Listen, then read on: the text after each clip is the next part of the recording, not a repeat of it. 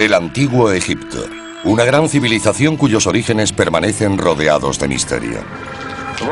Aquí The Rock desde Egipto. Hace mucho calor para revelar la verdadera historia del rey escorpión. No estoy en Egipto, sino en el decorado de mi nueva película, El Rey Escorpión, que fue uno de los primeros gobernantes de Egipto.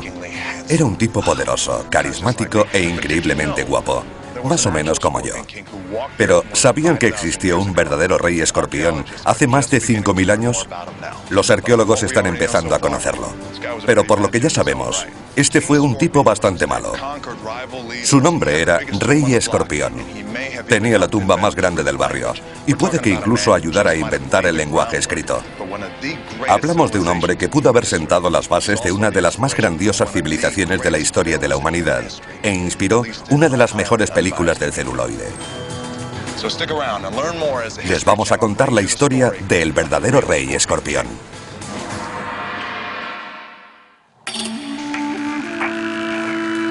El verdadero Rey Escorpión. Primera parte.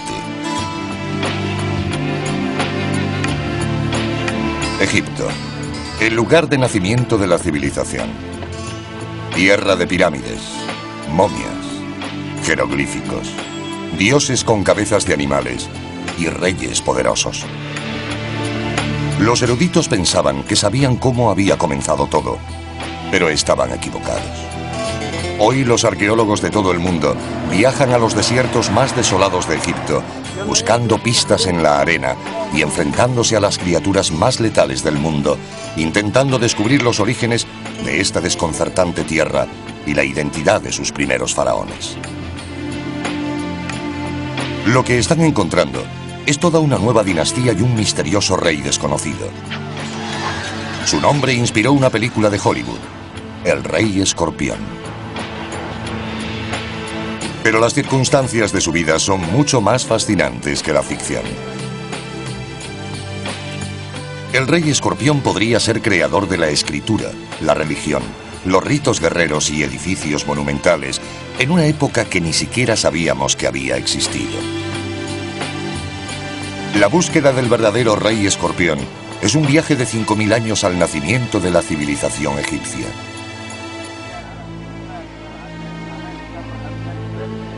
Egipto es una tierra tan vieja que ya era antigua en la época de la Grecia clásica y el Imperio Romano. En el año 0, el del nacimiento de Jesús, la civilización egipcia ya pertenecía al pasado. El antiguo Egipto dejó de existir con su último gran faraón, la legendaria Cleopatra. Solo tenía 39 años cuando murió, pero Egipto ya tenía más de 3000 años. Se sabe mucho del fin de la civilización egipcia, pero poco de su nacimiento. ¿Cómo empezó todo? Para encontrar los orígenes del antiguo Egipto, debemos retroceder en el tiempo hasta el 3500 a.C., mucho antes del tiempo registrado. Las tribus nómadas se mueven por las fértiles riberas del río Nilo. A lo largo de cientos de miles de años, sus campamentos temporales se fueron convirtiendo en pueblos y ciudades. Los asentamientos forjan alianzas y rivalidades. Al sur se encuentra un sofisticado reino, cuyo nombre deriva de su situación en el curso superior del Nilo. Su gobernante lleva la bulbosa corona blanca del Alto Egipto. En el norte, donde el delta se abre al mar Mediterráneo, se alza su menos organizado homólogo, el Reino Bajo, gobernado por quien lleva la corona roja con lengua.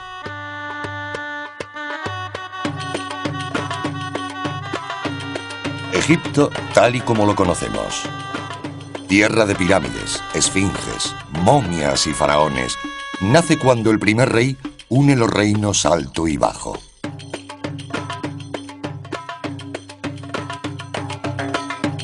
¿Pero quién es el primer rey de Egipto? Irónicamente, esa pregunta ya incordiaba a los antiguos egipcios.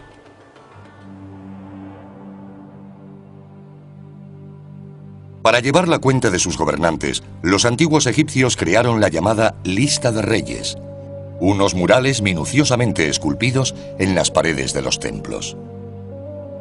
Cada vez que un nuevo rey subía al trono, añadía su nombre a la lista, escribiéndolo dentro de un círculo llamado cartucho.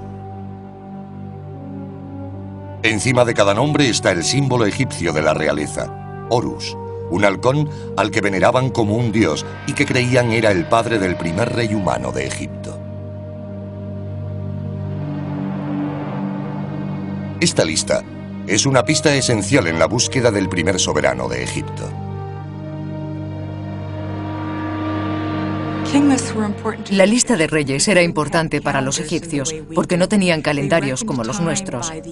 Contaban el tiempo por el reinado de cada monarca, pero además la lista era importante porque el soberano necesitaba legitimar su reinado y si podía demostrar su ascendencia hasta el primerísimo rey Horus, aquello lo convertía en un gobernante poderoso.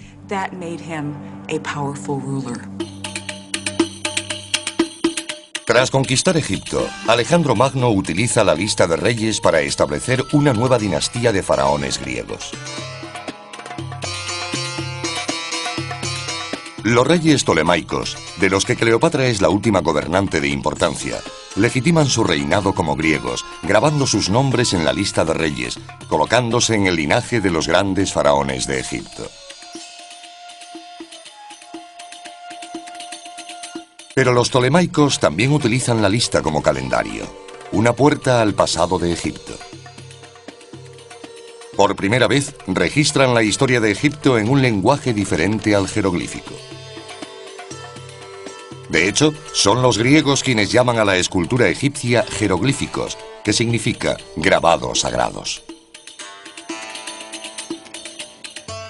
El libro más importante sobre Egipto, escrito en griego, es la Egiptiaca, de 3 volúmenes. En el siglo II a.C., uno de los reyes tolemaicos encargó a un sacerdote llamado Manetón que escribiera la historia de Egipto. En ella se remonta 30 dinastías hasta llegar a la fundada por un rey al que llamó Menes, el primer rey de la primera dinastía. Pero ¿hasta qué punto es fiable la lista de reyes? En la época en que Manetón escribía la suya, intentaba trazar 3000 años de historia. Y para empeorar las cosas, solo conocemos su traducción de la lista de reyes por otros antiguos eruditos. La obra original se perdió.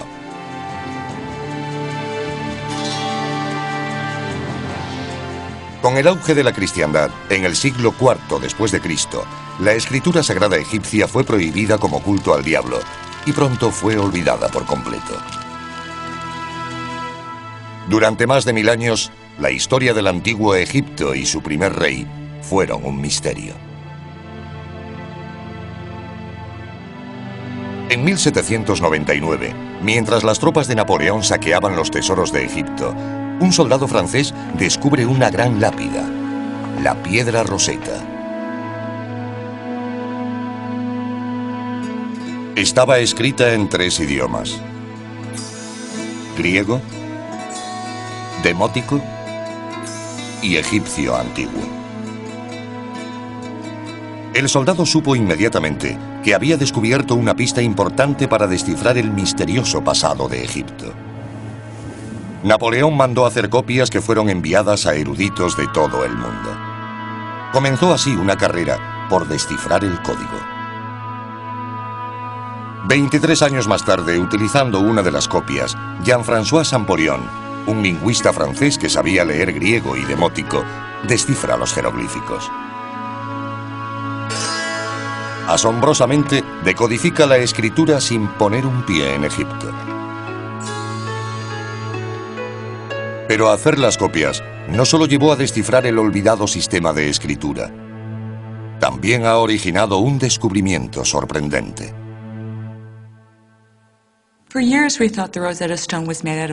Durante años se pensó que la piedra Roseta era de basalto negro, pero recientemente ha cambiado de color y se ha vuelto gris y rosa. Se debe a que cuando fue descubierta, la entintaron para hacer las copias de las inscripciones. En los 2 últimos años, al acometer trabajos de conservación, se descubrió que el negro desaparecía para revelar un trozo de piedra de granito gris y no basalto negro, como hemos creído durante 200 años.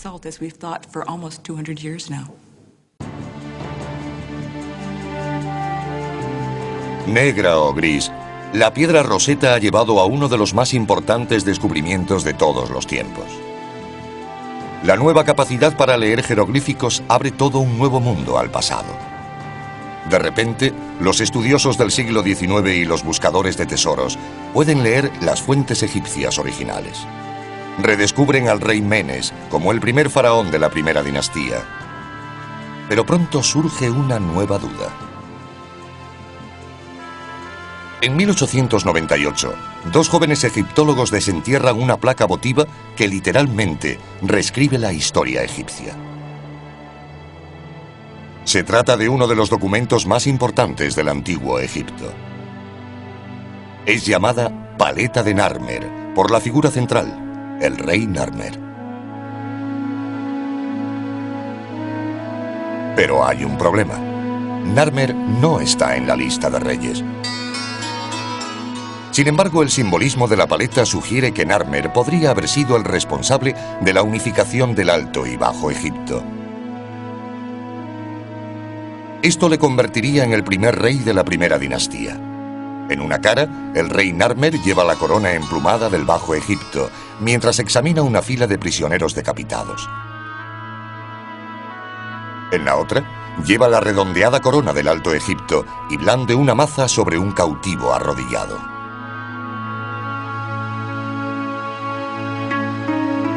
Entonces, ¿fue Narmer, un rey que ni siquiera está en la lista de reyes, el primero en gobernar sobre las 2 tierras? Este concepto de un verdadero unificador a principios de la primera dinastía parece más adecuado a Narmer. En base a su paleta y otros materiales encontrados, sabemos que eliminó toda oposición para un gobierno faraónico unificado de todo el país.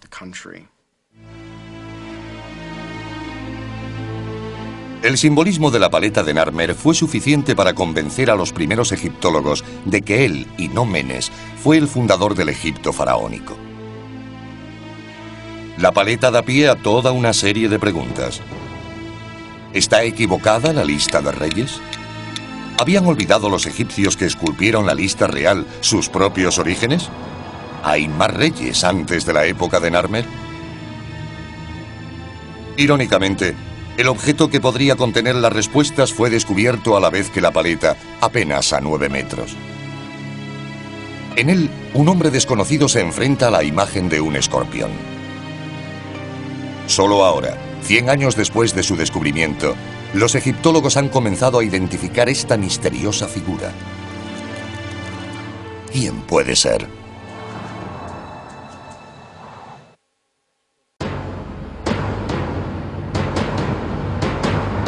El misterioso objeto, con la imagen de un hombre y un escorpión, es la cabeza de una gran maza ritual. La maza, o garrote de combate, es uno de los símbolos más antiguos del poder real en el antiguo Egipto. A lo largo de 3000 años de historia, los reyes fueron representados haciendo pedazos los cráneos de sus enemigos con mazas. Las cabezas de las mazas usadas en combate tenían el tamaño aproximado de una pelota de béisbol, pero las rituales podían alcanzar el de un balón de baloncesto y pesar más de 9 kilos. La cabeza con la imagen del hombre y el escorpión es la más antigua jamás encontrada. ¿Podría ser la maza de otro rey desconocido? Solo ahora, más de un siglo después de su descubrimiento, los egiptólogos comienzan a entender su significado.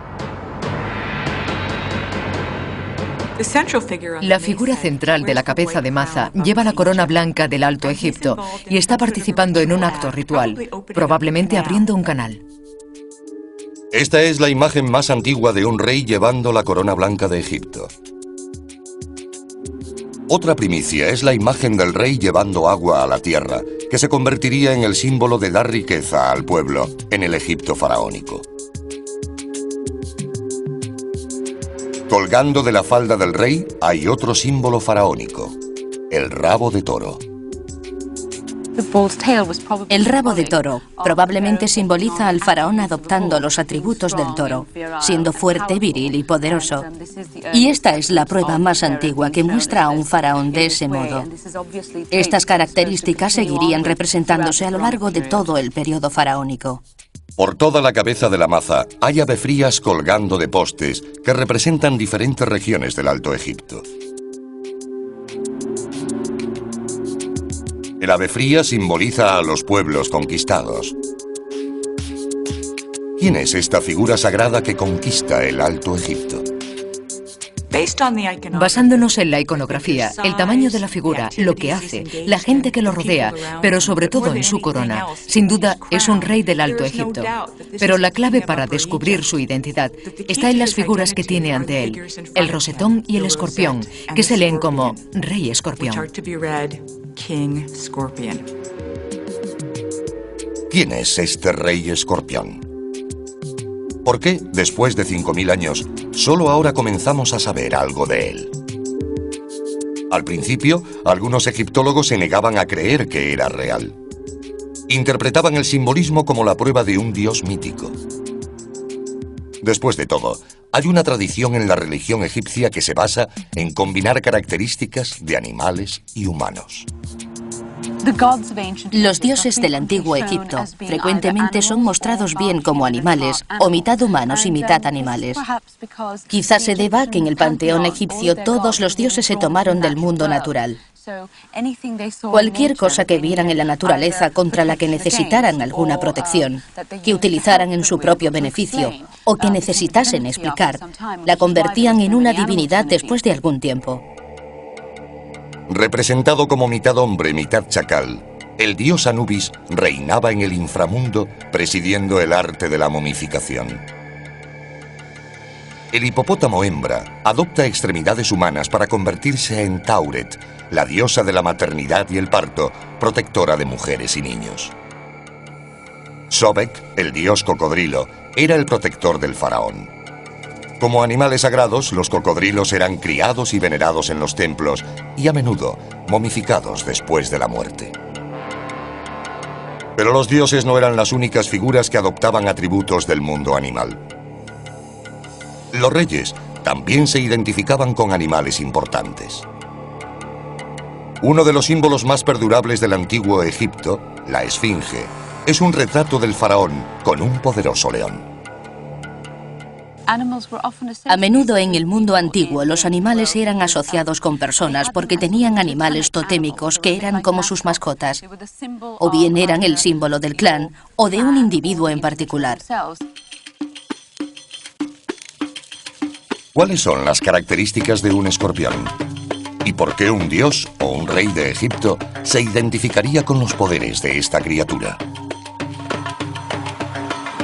Para averiguarlo, uno de los mejores expertos del mundo en insectos letales, el comandante Scott Stockwell, entomólogo del ejército de los Estados Unidos, se enfrentará a algunas de las criaturas más letales de la Tierra.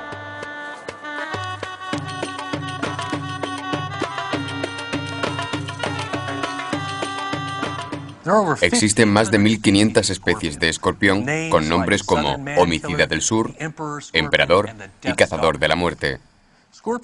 Fueron de los primeros seres vivos que colonizaron la Tierra. Hay fósiles de más de 420 millones de años, unos 200 millones de años antes de que apareciera el primer dinosaurio. Desde entonces, han cambiado relativamente poco. Los escorpiones que vemos hoy en día tienen más o menos el mismo aspecto que los de hace 420 millones de años. Los escorpiones pueden resistir cambios extremos de temperatura, desde los 46 grados centígrados hasta los 8 bajo cero. Sorprendentemente, incluso pueden quedar congelados en un bloque de hielo y revivir más tarde. Pueden aguantar 3 meses sin comida ni agua. Un producto químico en su piel les ayuda a retener la humedad bajo el intenso sol del desierto. Sin embargo, también tiene un extraño efecto secundario. Bajo una luz ultravioleta, el escorpión se vuelve fluorescente. Su principal método de defensa es un aguijón que inyecta una potente mezcla de venenos a cualquier atacante potencial.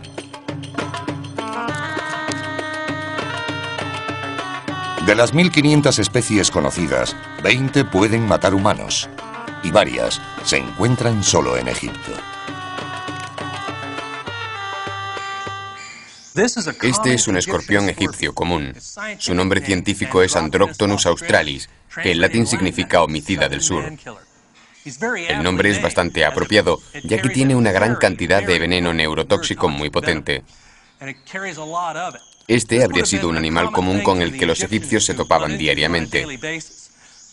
Es muy rápido, un asesino silencioso, y es fácil comprender por qué el rey escorpión se identificaba con este animal.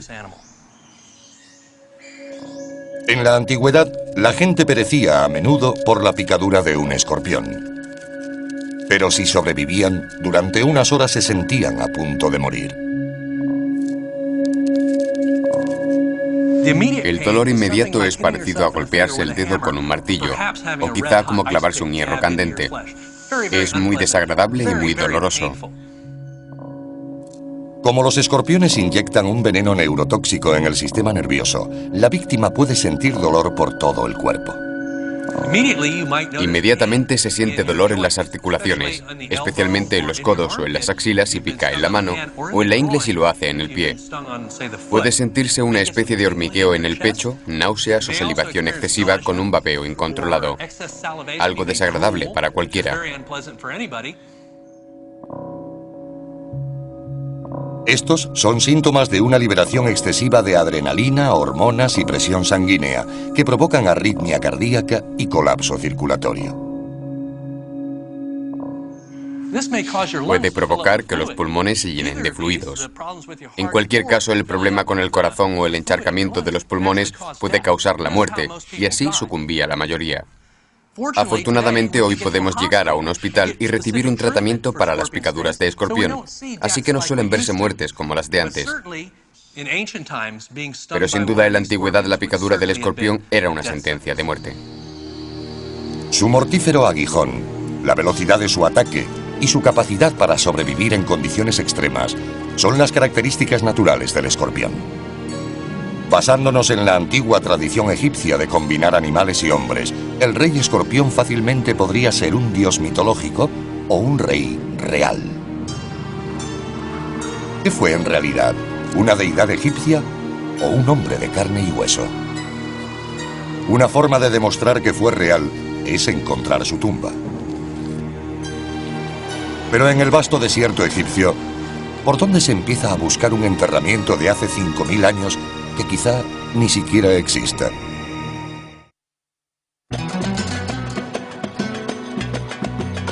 La actual Abidos. Situado a 480 kilómetros al sur del Cairo, la mayoría de turistas nunca esperarían que este remoto pueblo fuese una vez la ciudad más importante del antiguo Egipto.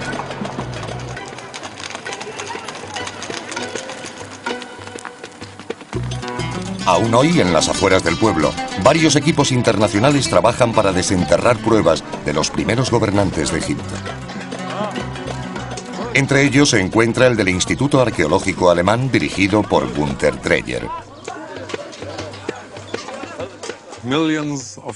Millones de fragmentos. Estos fragmentos son los restos de vasijas de ofrendas de peregrinos que llegaron hasta aquí para adorar a Osiris, el dios de los muertos. Y estos fragmentos le han dado a Abidos su nombre moderno, el-Kab, madre de las vasijas. Limitado por un lado por las tranquilas aguas del río Nilo y por el otro por los imponentes riscos del desierto, Abidos, la necrópolis egipcia, una ciudad de los muertos, parece ser poco más que una ruina cubierta por la arena del implacable Sáhara. Pero fue una vez una fértil vega. Y hoy los egiptólogos descubren rastros de ocupación humana que se remontan a más de 4000 años antes de Cristo.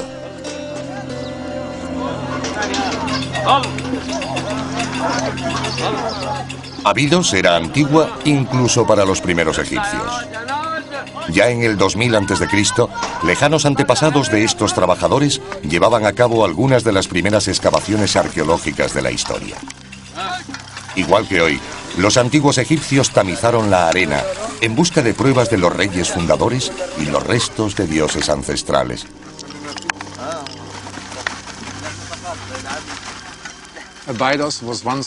Abidos fue una vez el lugar más sagrado de todo Egipto, porque los egipcios pensaban que el dios de los muertos, Osiris, también fue enterrado aquí.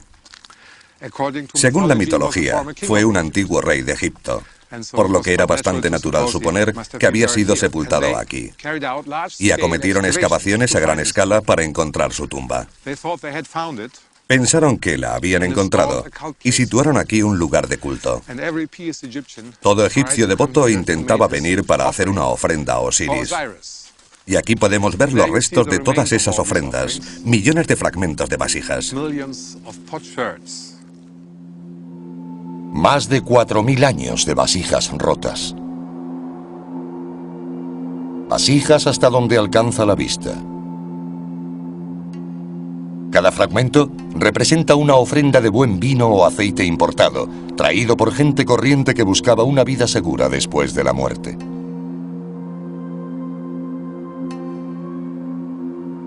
Las vasijas rotas descansan sobre los restos de un elaborado conjunto de templos, reclamados hace mucho tiempo por las arenas del desierto. Sin embargo, un monumento principal se alza sobre el desolado paisaje. Un templo dedicado a Osiris, el dios del inframundo y padre del primer rey mitológico de Egipto, Horus, el halcón.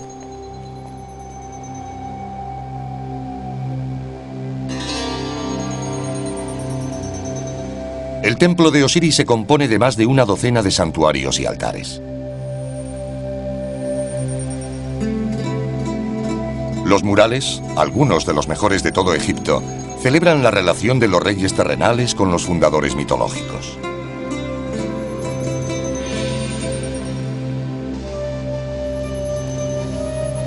Cuanto más se adentra en el templo, más sagrada es la historia.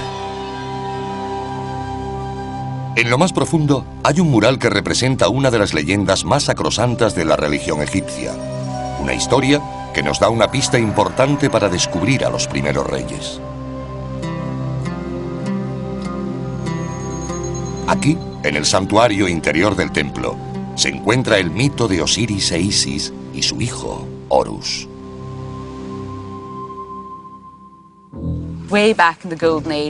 Hace mucho tiempo, en la Edad Dorada, cuando los dioses gobernaban Egipto, reinaba el dios Osiris, que estaba casado con su hermana Isis. Osiris era un rey bueno y justo, y todo el mundo le amaba, salvo su hermano Set, que cada vez sentía más celos de Osiris y su popularidad. Él quería gobernar Egipto, así que tramó un plan para ocupar su lugar. Ordenó que le hicieran un arca decorada con piedras semipreciosas del tamaño exacto de Osiris. Entonces, Set dio un gran banquete e invitó a todo el mundo. En su transcurso, cuando todo el mundo estaba muy alegre, Set dijo que quería que probaran el arca. Quien cupiera, se quedaría con ella, algo parecido al cuento de Cenicienta. Mucha gente lo intentó y nadie cupo, hasta que finalmente entró Osiris, que por supuesto cabía perfectamente. En ese momento Set y sus secuaces cerraron la tapa del arca y arrojaron el cuerpo de Osiris al Nilo. Isis sufría tanto que decidió hacer algo. Recorrió todo Egipto y reunió los pedazos de Osiris. Tuvo mucho éxito, pero perdió un órgano vital. Al tener tantos conocimientos de magia, pudo crearlo de barro y así reanimar a Osiris, que enseguida revivió. Entonces, ella misma se convirtió en un milano real y copuló con Osiris para más tarde dar a luz a Horus, que acabó convirtiéndose en el faraón de Egipto. Son Horus y su padre Osiris, los fundadores mitológicos de Egipto, quienes dan a Abidos su significado sagrado. Asombrosamente, la búsqueda de tesoros y dioses mitológicos al final llevó a los arqueólogos al descubrimiento de los primeros reyes reales de Egipto. Una de las primeras excavaciones en Abidos tuvo lugar en 1895. Cavaron en 160 tumbas en 4 días. Afirmaron haber encontrado la verdadera tumba de Osiris. Mostraron una calavera que aseguraron era del dios y se marcharon. Más tarde, un inglés, Sir Flinders Petrie, llegó al lugar. Aunque rechazaba la idea de que Osiris hubiera sido enterrado aquí, sospechaba que Abidos pudiera contener las tumbas de los primeros reyes de Egipto. Pero, ¿cómo demostrarlo? Petrie pensó que la abundancia de fragmentos de vasija podría dar una pista. Petrie utilizó los diferentes tipos de alfarería que se usaban en el Egipto prehistórico como una herramienta para crear una cronología relativa de este periodo, del que no existe constancia escrita.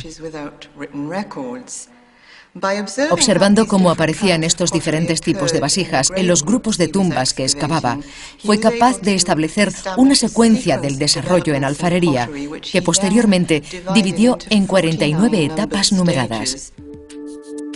Petrie fue el primer egiptólogo que asoció las pruebas materiales, la alfarería de las tumbas y las propias tumbas a la lista de reyes. Comparando su cronología de cerámica con la lista de reyes del antiguo Egipto, Petrie confirmó que estos eran los sepulcros de los reyes de la primera dinastía. Los situó en las últimas etapas de su línea cronológica, de la 31 a la 49. Sospechaba que en alguna parte de Abidos podían encontrarse las tumbas de reyes incluso anteriores a los de la lista.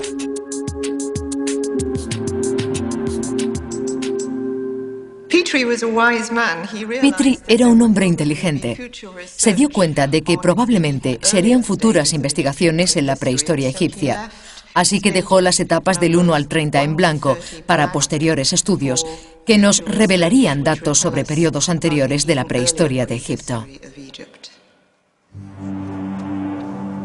Aquí, en una zona de Abidos previamente pasada por alto, Gunther Dreyer recoge literalmente los pedazos de donde Petrie los dejó. Busca esas primeras tumbas de reyes anteriores a la primera dinastía, las tumbas de la dinastía Cero.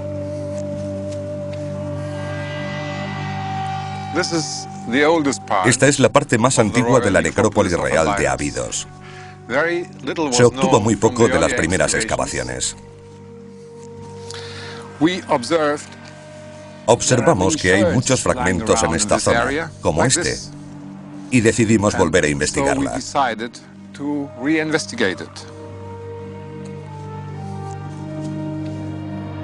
Mientras examinan el paisaje lleno de fragmentos de vasijas, descubren depresiones en el suelo que a menudo indican la existencia de tumbas subterráneas. Basándose en el número de tumbas y sus tamaños, el equipo anticipa un descubrimiento significativo. Pero, ¿dónde comenzar a excavar? Empezamos por aquí y nos encontramos con una tumba muy grande que no era mencionada en los viejos informes.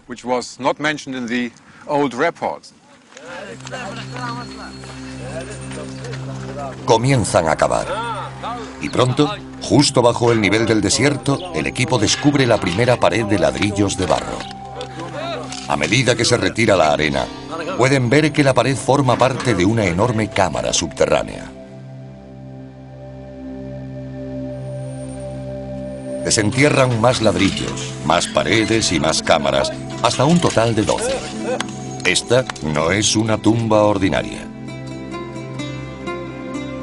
Es la tumba predinástica más grande encontrada. De hecho, es comparable en tamaño a algunas de las de los reyes de la primera dinastía. Entonces, ¿de quién es? Por desgracia, probablemente en la antigüedad, la tumba había sido saqueada. Falta la momia.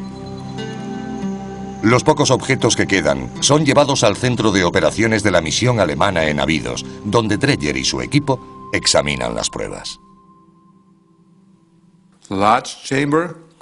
La cámara grande contenía vestigios de un santuario de madera y estaba conectada a las demás por medio de pequeñas rendijas a modo de puertas. Pensamos que este grupo de 9 cámaras era la representación de un palacio. Algunas todavía estaban llenas de alfarería. Había un tipo especialmente interesante porque no era egipcio, sino importado. Alfarería traída de Palestina. Jarras de vino, cientos de ellas. Estas jarras de Palestina indican que las rutas de comercio internacional ya existían. Cientos de vasijas importadas deben significar que la tumba pertenece a alguien de gran riqueza y poder. Encontramos unos objetos de marfil como este, o este. Uniendo las piezas, forman un juego de mesa. Obviamente, temían que la vida después de la muerte fuese algo aburrida y estaban equipados con juegos. Uno de los objetos de marfil de un juego parecido a los dados es exactamente igual a uno encontrado en la tumba del rey Tut, enterrado 2000 años más tarde. Dreyer sospecha que, de hecho, esta es la tumba de un rey desconocido de Egipto. Finalmente, encuentra el símbolo definitivo del poder real. Dentro de la cámara grande encontramos en la esquina un cetro de marfil que nos indica que sin duda esta era una tumba real. El cetro, con forma de un bastón de pastor, se convertirá en un símbolo de poder faraónico durante los siguientes 3000 años. Mediante la prueba del carbono 14, Dreyer determina que este es el cetro intacto más antiguo jamás encontrado en Egipto. Con el antiguo cetro en mano, Dreyer cree haber descubierto a un rey anterior al tiempo de los reyes. ¿Cuál es su nombre? Descubrimos muchos fragmentos de alfarería, algunos completos, con inscripciones en tinta. Y los más importantes son aquellos en los que aparece la imagen de un escorpión.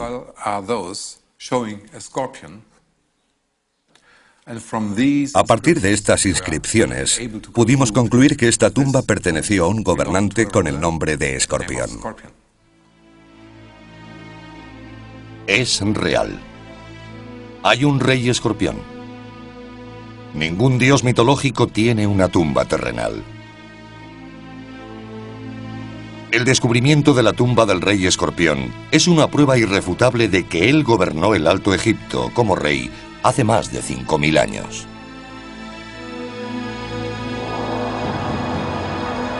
Pero fue rey antes de la época de los reyes, y su descubrimiento da lugar a toda una nueva dinastía, la dinastía Cero. ¿Quién es el rey escorpión?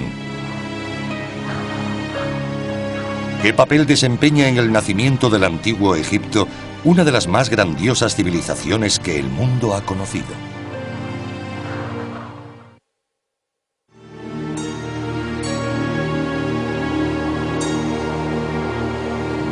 Las características de la tumba del rey escorpión sientan las bases para los enterramientos de todos los faraones durante el resto de la historia egipcia. Escorpión fue el que inició lo que se convirtió en una práctica dinástica. Y en su enterramiento, que tiene más de 5000 años, incluyó una reproducción de su propio palacio. Así creaba una casa para su alma que sería eterna. Aunque simple en estructura, es fácil ver cómo, por primera vez, la tumba del rey escorpión crea un plan arquitectónico para alcanzar la otra vida. Imita el palacio en el que vivía para acoger su cuerpo tras la muerte. Acabada, la tumba es cubierta con arena con forma del montículo primigenio del que, según la religión egipcia, fue creado el mundo. Además de su significado espiritual, la tumba también fue diseñada para proporcionar al rey todos los bienes materiales que necesitaría en la otra vida. Escorpión, probablemente un rey muy importante según el tamaño de su tumba, fue enterrado con gran solemnidad, rodeado de muchos objetos funerarios. Por supuesto, hoy quedan muy pocos, porque fueron robados en la antigüedad. Damos por supuesto que la mayoría de los faraones tenían comida, bebida, jarras con aceites y ungüentos, y mucho oro y piedras semipreciosas. El único rey del que tenemos una idea aproximada de lo que tenía en su enterramiento fue Tutankamón. Su tumba no había sido saqueada, así que nos hacemos una idea de la riqueza, del gran número de objetos y oro depositados junto a un faraón. Cada generación de reyes llevará más allá el concepto y el diseño básico del rey escorpión. Y a lo largo de los siglos, los enterramientos reales evolucionarán hasta las pirámides. Durante 500 años se inhuma en Abidos a los sucesores del rey escorpión. Y el equipo de Günther Dreyer está abriendo todas las tumbas una por una. Este enterramiento ha sido excavado totalmente y parcialmente restaurado. Hay una escalera que baja hasta la cámara mortuoria. Ahora está cubierta de arena. Es la tumba más elaborada de la primera dinastía, la tumba del rey Den. Aunque la tumba del rey Den fue construida 300 años después de la muerte de la del rey escorpión, comparte la misma estructura básica. Un gran foso cuadrado cavado en el suelo, rodeado de muros de ladrillos de barro. Aquí había otra puerta cerrando la entrada. Y ahora pasamos a la cámara mortuoria.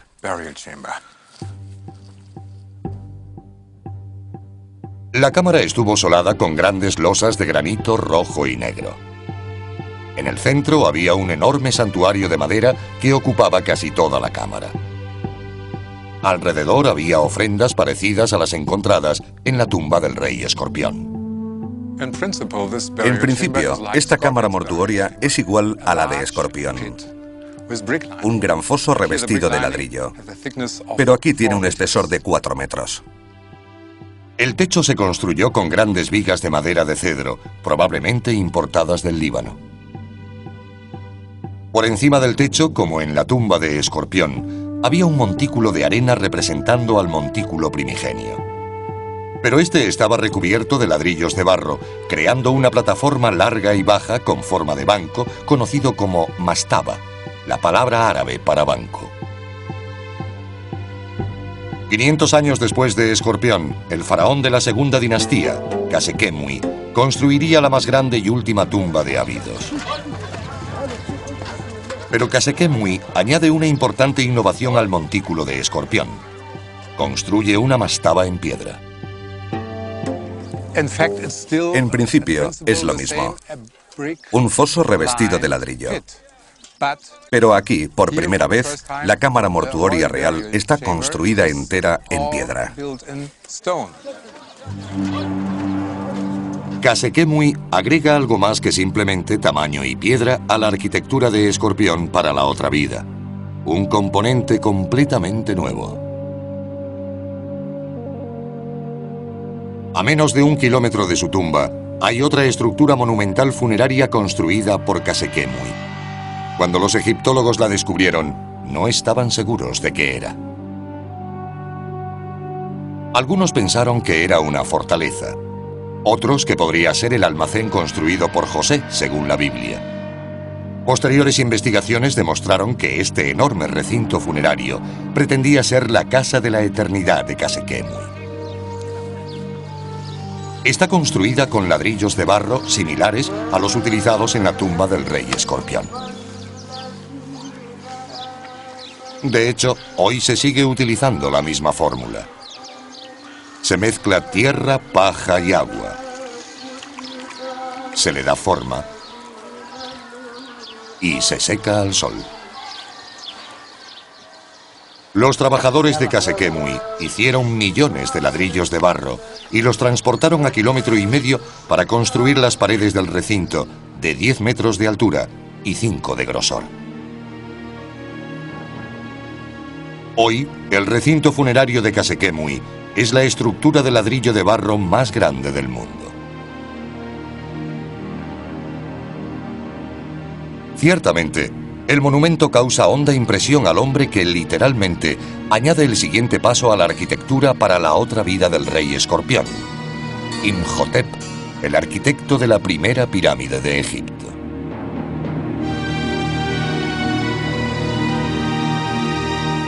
Imhotep diseña para su faraón un complejo mortuorio que combina el cercado funerario de Khasekhemwy con la mastaba. Pero Imhotep da 2 pasos más. En lugar de muros de ladrillo de barro, utiliza piedra. Y en lugar de construir una sola mastaba, las apila.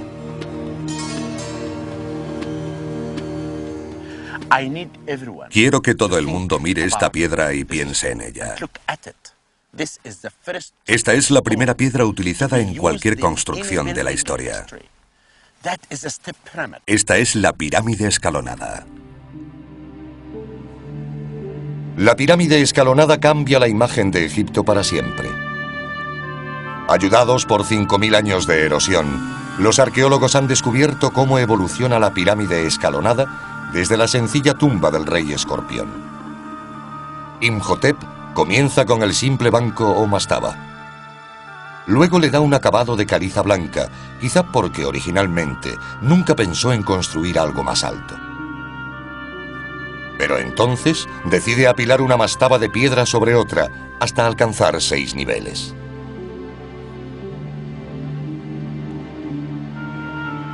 Una vez completada, la pirámide escalonada se convierte en el edificio más grande del mundo. En el corazón de esta colosal estructura está la misma creencia que inspiró la tumba del rey escorpión. A lo largo de esta evolución, las construcciones, desde la mastaba de Abidos hasta las grandes pirámides de Giza, han estado destinadas al enterramiento de los reyes para la otra vida. En 100 años, la pirámide escalonada evolucionará hasta la verdadera pirámide.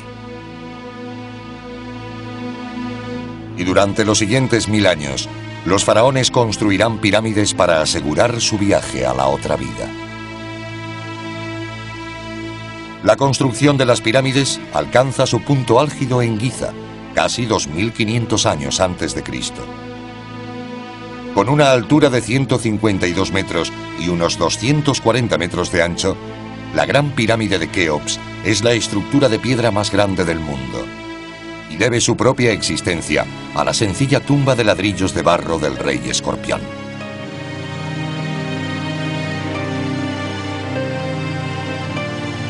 Pero la arquitectura del rey escorpión para la otra vida no fue su única contribución a la grandeza de Egipto. Un descubrimiento en el suelo de su cámara mortuoria podría ser aún más monumental que las grandiosas pirámides.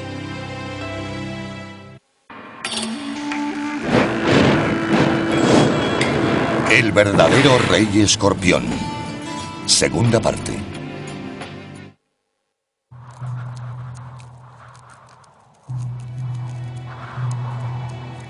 Lo que Gunther Dreyer y su equipo encontraron en el suelo de la tumba del rey escorpión cabe perfectamente en una caja de zapatos. Aunque pequeño en tamaño, su significado es monumental. Lo que encontraron son etiquetas de hueso y marfil del tamaño de sellos postales, 160 en total. Cada una de las etiquetas del rey escorpión está grabada con sencillos dibujos: árboles, pájaros, serpientes y elefantes.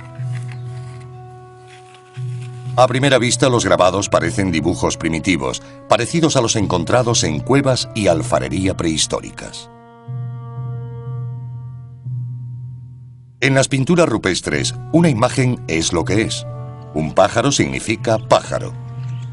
Pero las etiquetas del rey escorpión quizás signifiquen algo más. La primera pista que Dreyer advirtió es que muchas de ellas contenían más de una imagen. Una intrigante complejidad para unos grabados tan primitivos. This, for example, Esto, por ejemplo, muestra a un elefante en las montañas y un árbol. Esta muestra un árbol y un animal parecido a un perro o un chacal.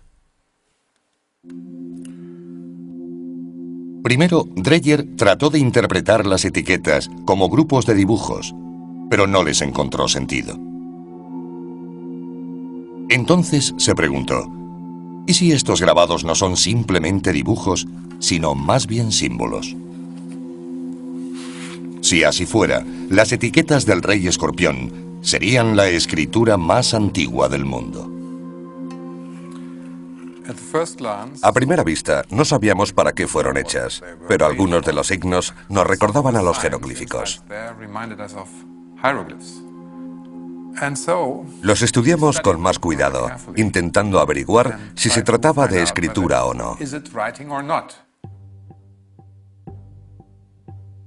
Dreyer comenzó su investigación fechando las etiquetas mediante el proceso del carbono 14.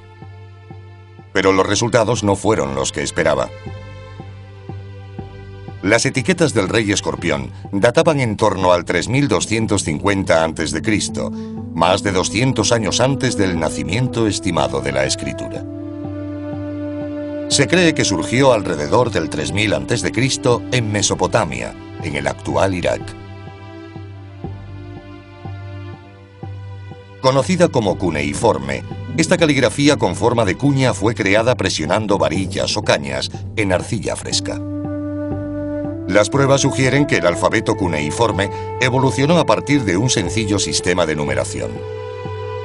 Los estudiosos han creído durante mucho tiempo que los mesopotámicos introdujeron su sistema de escritura en Egipto a través del comercio. Así, a principios de la primera dinastía, alrededor del 3000 a.C., los egipcios transformaron la escritura mesopotámica en jeroglíficos. Pero si las sospechas de Dreyer sobre las etiquetas del Rey Escorpión son correctas, desmiente completamente la teoría actualizada aceptada sobre los orígenes de la escritura. Significaría que la escritura egipcia se creó de forma independiente de la de Mesopotamia. El descubrimiento implicaría que esa escritura, quizá el invento más importante del mundo, se originó antes en Egipto. Pero, ¿cómo probarlo? Para considerarlo un verdadero sistema de escritura, cada dibujo debe significar más de lo que representa. Una serpiente debe ser más que una serpiente. Debe representar un valor fonético.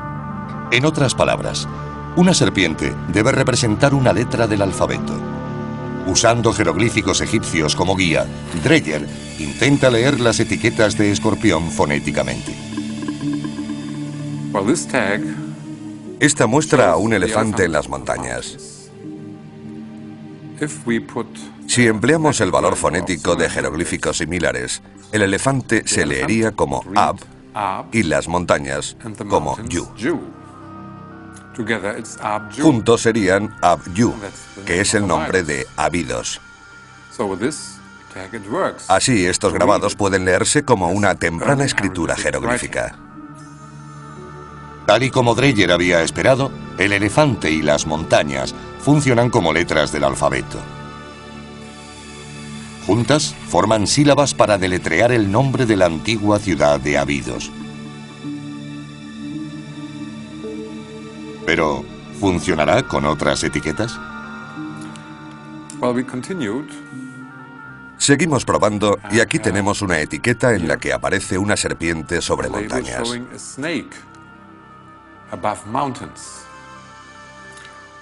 En la escritura jeroglífica, el valor fonético de la serpiente es Ya. Las montañas, como hemos visto antes, se leen como Yu. Al lado hay un signo que nos recuerda al que significa noche. Un horizonte con un rayo. Su valor fonético sería Garech. Así que podemos leer Yu Garech, montañas de la oscuridad. Dreyer se dio cuenta de que el signo para montañas, Yu, aparece en varias etiquetas. Hay otras en las que aparece el mismo grupo, formado por una serpiente encima de las montañas. Pero al lado no está el signo para oscuridad, sino un pájaro. El valor fonético de este pájaro es Yag, que significa luz del sol, por lo que en conjunto se leerían montañas de la luz del sol. Montañas de la oscuridad y montañas de la luz. Eso es lo que significan fonéticamente. ¿Pero qué significa? Dreyer solo tuvo que observar el paisaje alrededor de la excavación para averiguarlo. En el Alto Egipto, el sol sale por el este, sobre las montañas, y se pone por el oeste, sobre las montañas, o tras ellas. Las etiquetas se refieren a las montañas del este y del oeste, dos regiones distintas del Alto Egipto. Dreyer está seguro de estar leyendo las escrituras más antiguas del mundo. Estas etiquetas solo pueden ser entendidas como escritura fonética. Como símbolos, estos signos no tendrían ningún sentido. Leyendo las etiquetas del rey escorpión, Gunther Dreyer reescribe literalmente la historia. Estas demuestran que los jeroglíficos egipcios eran un sistema de escritura completo anterior al cuneiforme mesopotámico.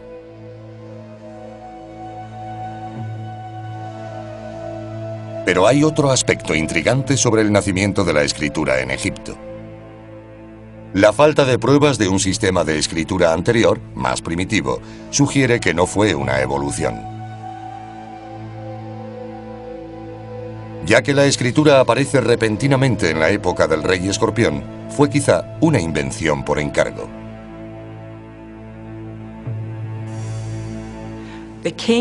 El rey de la época se dio cuenta de que necesitaba un sistema de escritura para los tributos y otras materias. Ordenó a sus cortesanos que lo crearan y así lo hicieron. No se trata de un desarrollo lento. Prácticamente fue inventado de la noche a la mañana. Quizás sea prematuro decir que fue el rey escorpión quien ordenó la invención de la escritura. Pero las etiquetas de su tumba demuestran claramente que entendió la necesidad de escribir y tuvo el poder para hacerlo.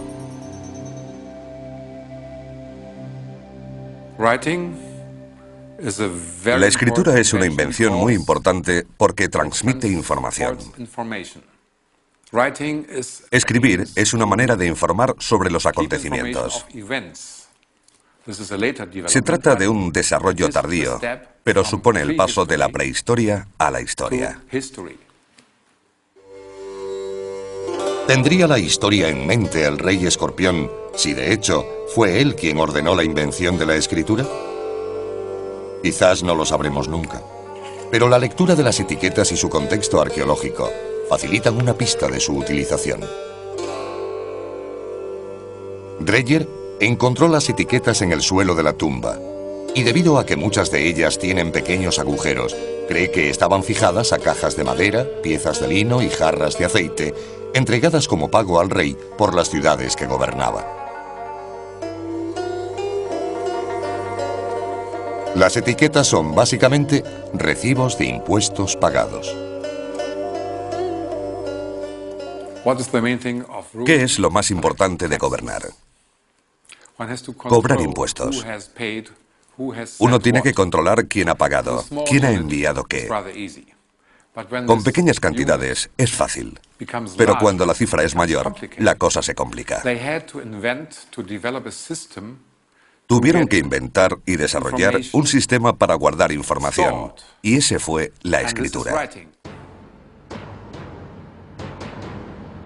En las manos del rey escorpión, la escritura se convierte en una herramienta para acumular riqueza y poder.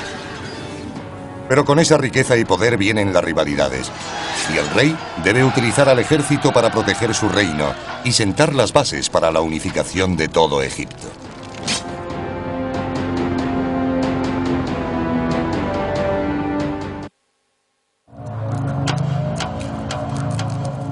¿Cómo conquistó el rey escorpión el Alto Egipto? La respuesta reside a lo largo del curso natural del Nilo, en una zona donde el río gira bruscamente al este para sortear el desierto occidental. Llamado Kena, este territorio fue un importante centro de actividad en el mundo antiguo. El egiptólogo John Darnell, de la Universidad de Yale, ha estado explorando la zona durante más de una década. Hoy muestra un descubrimiento que puede desvelar los misterios de la subida al poder del rey Escorpión y ser el documento histórico más antiguo de Egipto y probablemente del mundo.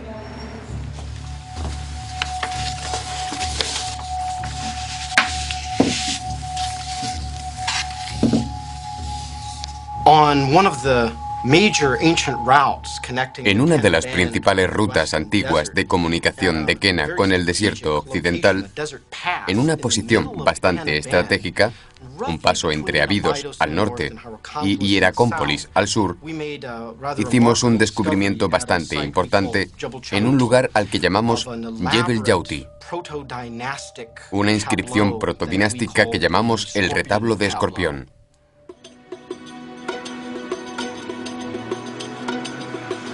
Mientras John Darnell descifra las inscripciones en Yale, su esposa, Deborah Darnell, pasa gran parte del año en el campo, explorando antiguas rutas y reuniendo nuevas pruebas. Darnell practica lo que ella llama arqueología de guerrilla, protegiendo el lugar de vándalos y ladrones, así como de la arena, el viento y la erosión, los enemigos naturales de su frágil descubrimiento.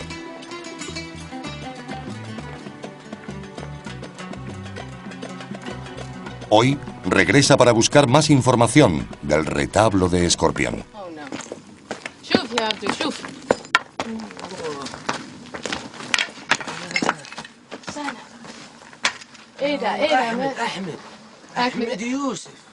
Alguien ha grabado su nombre sobre la inscripción. Ni siquiera son ladrones. Solo han puesto sus nombres en el mejor sitio, que es donde Horus Escorpión escribió el suyo. No sabían que se trata de un lugar antiguo. Simplemente escribieron sus nombres como ha hecho todo el mundo durante 5000 años. Los Darnell toman muchas precauciones para proteger el emplazamiento y para preservar su descubrimiento lo han fotografiado y dibujado al completo. Una inspección más minuciosa revela la extensión de la pintada. Esta parte no ha sido tocada. Veamos.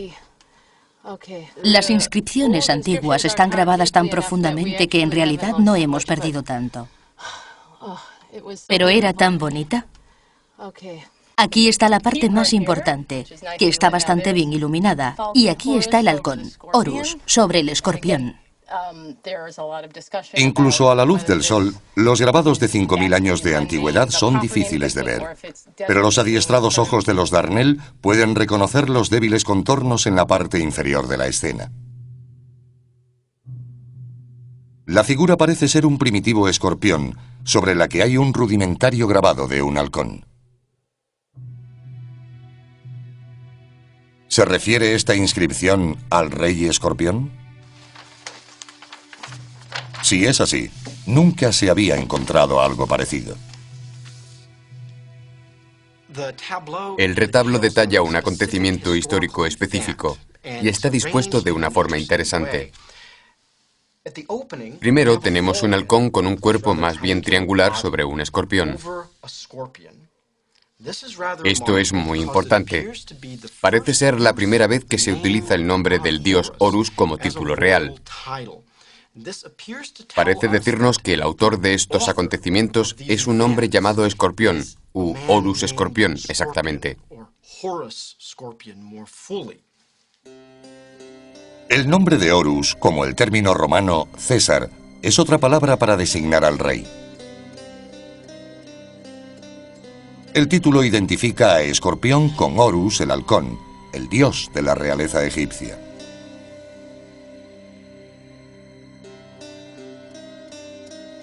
Los soberanos posteriores tendrían hasta 5 nombres reales que simbolizaban sus muchos poderes. Pero el nombre de Horus seguirá siendo utilizado por todos los monarcas en los siguientes 3000 años. Notablemente, el rey Escorpión es el primero en la historia egipcia que usa el título de Horus. Trabajando en la inscripción, Darnell busca más pistas sobre el rey escorpión. Participa en una procesión. Lo sabemos porque hay un emblema aquí que indica que se trata de una procesión religiosa. Aparece un hombre vestido con una prenda envolvente, quien probablemente es una especie de oficiante con un largo bastón. Esta misma figura religiosa, una especie de sacerdote, puede ser encontrada en muchos objetos importantes de la historia del antiguo Egipto, incluyendo la paleta de Narmer.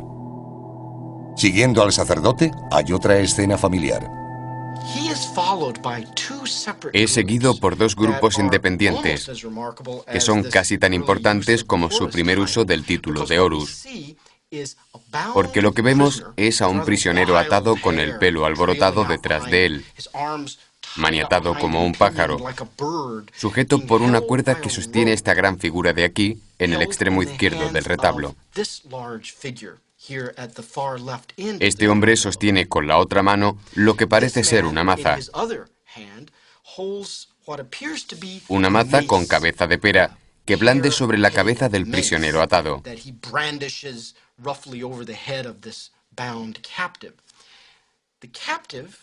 El cautivo parece ser identificado.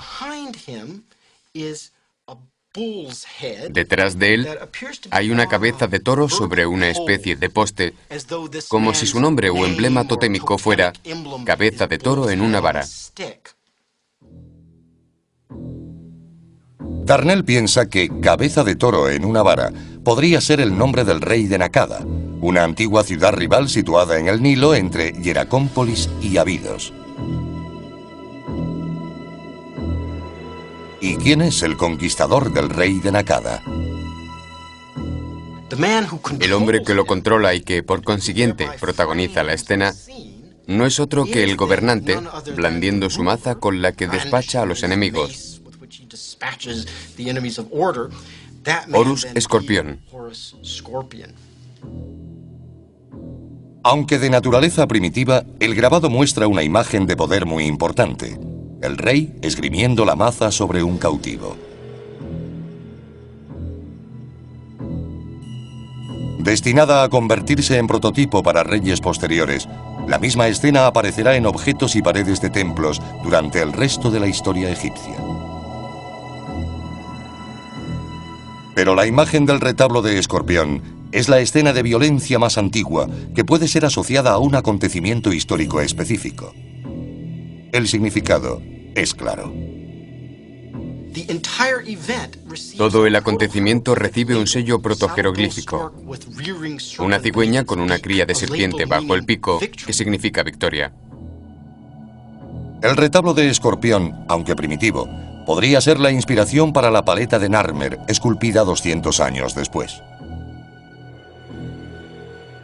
Sus temas principales son idénticos.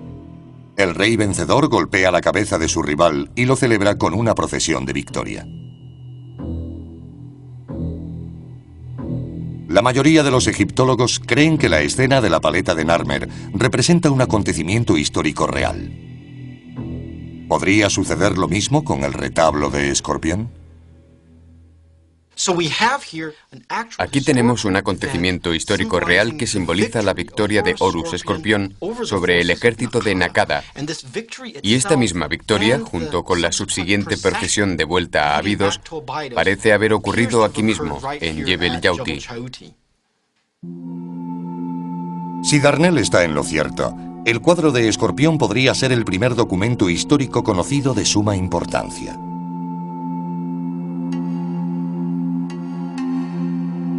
Pero ¿cómo podemos estar seguros de que estos acontecimientos ocurrieron realmente? La geografía de Jebel Yauti nos da algunas pistas, y el lugar donde pudo haber nacido el rey Escorpión proporciona otras.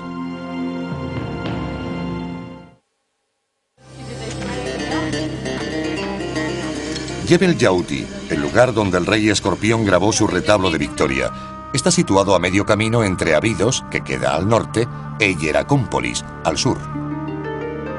Pero Jebel Yauti está más cerca de un tercer centro principal del Alto Egipto, Nakada. Aquí, en Nakada, convergen las más importantes rutas comerciales. Y en las controle, tutela la riqueza del Alto Egipto. Existen pruebas de que Hieracómpolis y Abidos podrían haber sido aliadas, o al menos compartían costumbres y creencias. Ambas tenían por dios protector a Horus, el halcón. De hecho, Hieracómpolis quiere decir ciudad del halcón en griego. Pero Hieracómpolis y Abidos quizá compartieran también al rey escorpión. Aunque es enterrado en Abidos, pudo haber llegado de Hieracómpolis. En su apogeo, alrededor del 3500 a.C., Hieracómpolis fue la ciudad más grande de Egipto, la mayor a lo largo del Nilo. Tenía todo lo necesario para ser una gran ciudad: casas, zonas administrativas, zonas industriales, vertederos de basura, cementerios, tenía de todo. Y este tipo de complejidad nos sugiere que debió existir un gobierno central muy fuerte en la ciudad. De hecho, sabemos que había muchos habitantes ricos aquí. Quizá fueran las familias de los reyes.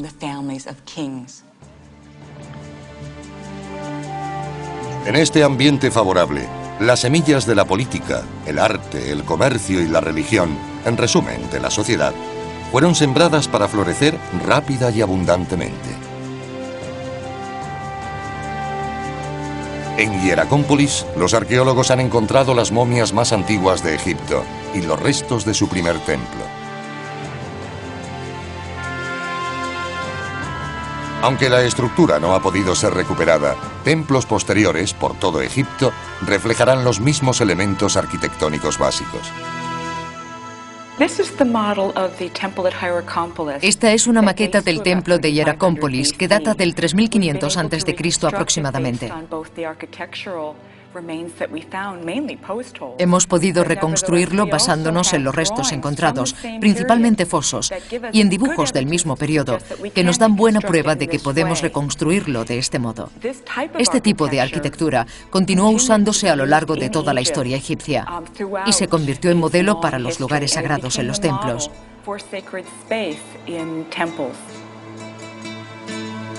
Fue aquí, en este templo, donde los arqueólogos descubrieron la paleta de Narmer y la cabeza de maza de escorpión.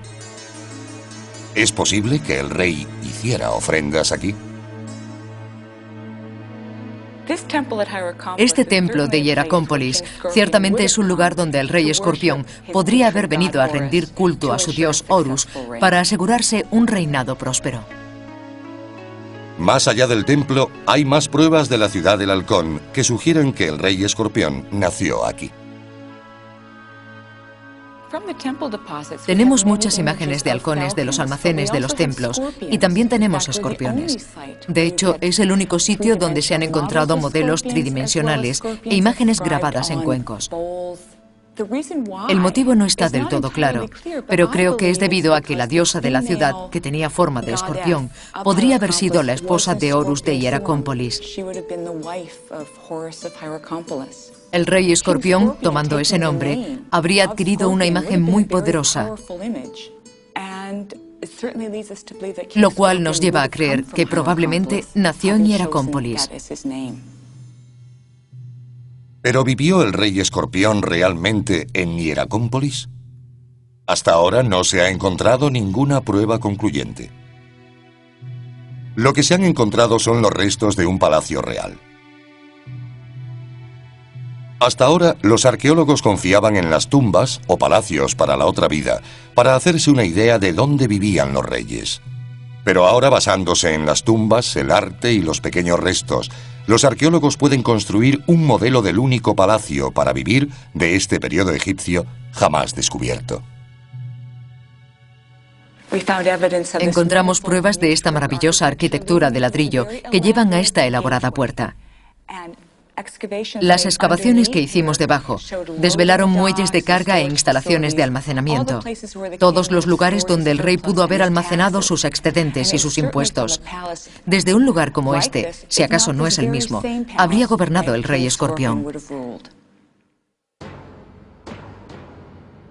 Probablemente este palacio del rey escorpión en Hieracómpolis sea el modelo en el que se basa su palacio para la otra vida, en Abidos. Con lazos tanto en Hieracómpolis como en Abidos, el rey Escorpión habría sido el hombre adecuado, en la época adecuada, para dirigir a una fuerza unificada contra los ejércitos de Nakada. Una batalla por el control de las valiosas rutas comerciales y riquezas terrenales, pero también una batalla cósmica entre dioses. Hieracómpolis y Abidos comparten a Horus, el dios halcón que emana de Osiris. El protector de Nakada es Set, el dios del caos, enemigo de Osiris. Hieracómpolis y Abidos tienen poderosos líderes mostrados en escenas de sus reyes presidiendo procesiones ceremoniales.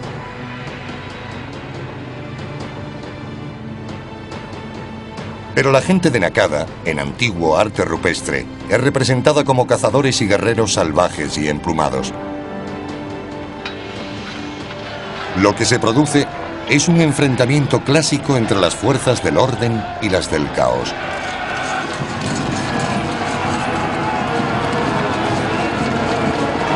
Una cosa es cierta: quien quiera que gane la batalla, controlará la riqueza y el poder del Alto Egipto. Año 3250 a.C. Es el rey Escorpión quien da un paso adelante con una estrategia para derrotar a Nakada.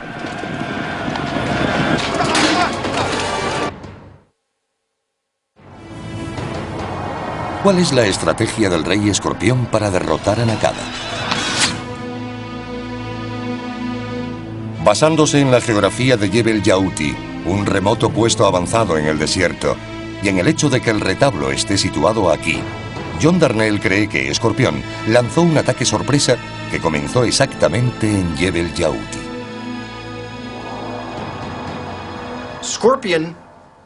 La elección de Escorpión de atacar por el desierto se basaba casi con seguridad en el elemento sorpresa. Nakada tiene un gran ejército en el Valle de Nilo y podría haber esperado que si Abidos atacaba, Escorpión llegara por el Nilo desde el norte. Pero este no se acerca a Nakada por el Nilo. En lugar de eso, conduce a sus tropas a través del desierto y se esconde detrás de Jebel Yauti. El Jebel, o montaña, es uno de los únicos lugares por el que las tropas pueden subir o bajar de la altiplanicie del desierto. Este paso en el desierto es conocido como la Puerta Estrecha. Y detrás de esta puerta, el rey Escorpión espera con su ejército. Escorpión intenta lanzar su ataque por la parte posterior de Nakada, llegando a través del desierto. Probablemente también sabe que Nakada tiene un importante puesto avanzado en el desierto, al oeste de la propia ciudad. Escorpión puede atacar por el desierto y evitar cualquier contacto con los ejércitos del Valle de Nilo de Nakada. Escogiendo la ruta de Jebel Yauti, también puede bajar desde el desierto al sur del puesto avanzado de Nakada. Entonces, dirigiéndose rápidamente hacia el norte, un pequeño ejército de Escorpión procedente de Abidos aislaría a las fuerzas de Nakada en el Nilo de las del puesto avanzado en el desierto, logrando por consiguiente una victoria rápida y relativamente incruenta sobre Nakada. La conquista de Nakada es una ocasión trascendental. Sería la primera vez que todo el Alto Egipto estuviera gobernado por un solo rey. Para festejarlo, Escorpión desfila con el capturado gobernante de Nakada, de regreso a Abidos, y celebra la ocasión ordenando grabar el retablo. Con él, el rey Escorpión también podría haber inventado la historia.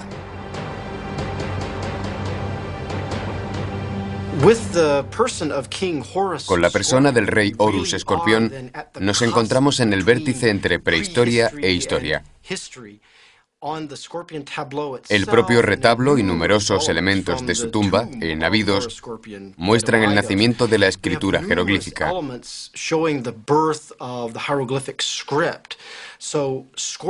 Escorpión surge no solo como el unificador del sur, sino como una de las primeras figuras de la historia egipcia y mundial, sobre quien podemos decir que sabemos algo de lo que hizo, dónde, por qué, y quizás incluso el cómo.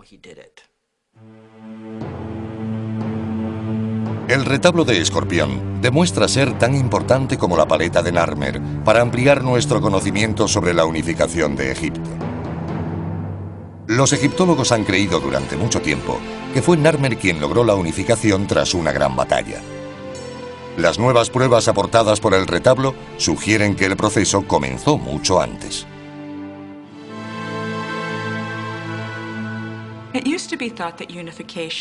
Solía pensarse en la unificación como un acontecimiento único. Simplemente fue una gran guerra y al final el vencedor se convirtió en rey del Alto y Bajo Egipto. Hoy en día está claro que la unificación fue un proceso largo y elaborado que implicó muchos combates, pero también diplomacia, comercio, transferencias tecnológicas, etc.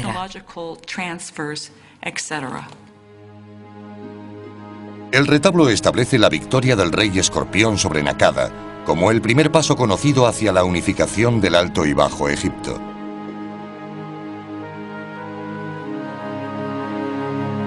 Y en muchos sentidos, la consolidación del Alto Egipto pudiera ser el acontecimiento crucial para la creación final de un Egipto unificado, faraónico.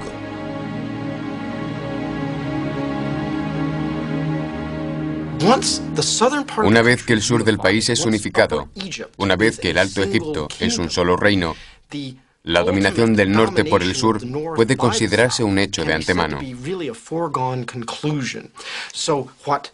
Lo que Escorpión representa aquí, en versión anterior a la paleta de Narmer, es el precursor necesario de lo que se convertirá en la conclusión final e inevitable.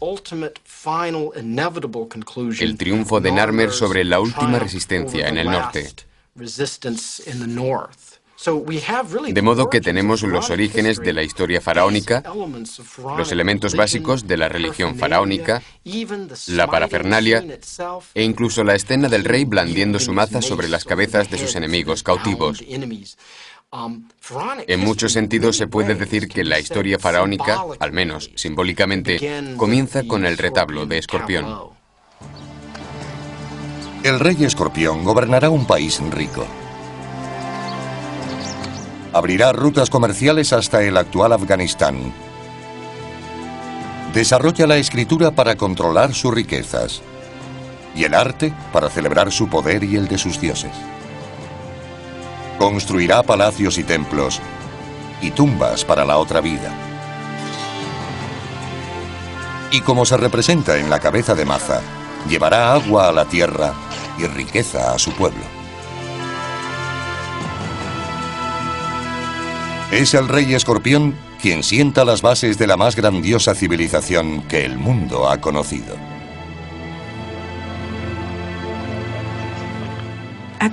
En la época del rey Escorpión ya estaban presentes todos los elementos básicos de la civilización egipcia. Había escritura, había arquitectura monumental, existía una creencia en la otra vida. Había un sistema de arte que permanecerá prácticamente igual durante los siguientes 3000 años y una creencia perdurable en la importancia del rey para el gobierno y para la dirección del universo egipcio. En conjunto tenían todo lo necesario para crear una de las civilizaciones más duraderas del mundo. Mientras los arqueólogos perseveren en su búsqueda de los orígenes del antiguo Egipto, y a medida que salen a la luz más pruebas, los eruditos continuarán reescribiendo los libros de historia. Quizá al final, la persona reconocida como uno de los fundadores del antiguo Egipto sea el rey Escorpión.